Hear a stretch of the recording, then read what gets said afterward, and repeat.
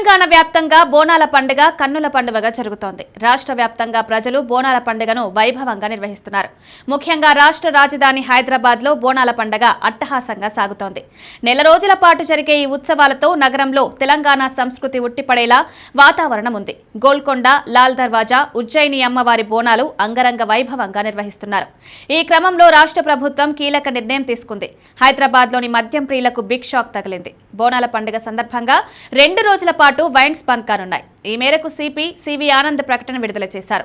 ఈ నెల 13వ తేదీ ఉదయం 6 నుండి 15వ తేదీ ఉదయం 6 గంటల వరకు సెంట్రల్, ఈస్ట్, వెస్ట్ హైదరాబాద్ ప్రాంతాల్లో వైన్స్ బార్లు బంద్ చేయనున్నట్లు ప్రకటనలో పేర్కొన్నారు. హైదరాబాద్ లో బోనాల సందర్భంగా 2 రోజులు వైన్స్ బంద్ కానున్నాయి. ఈ మేరకు సిపి సివి ఆనంద్ ప్రకటన విడుదల చేశారు.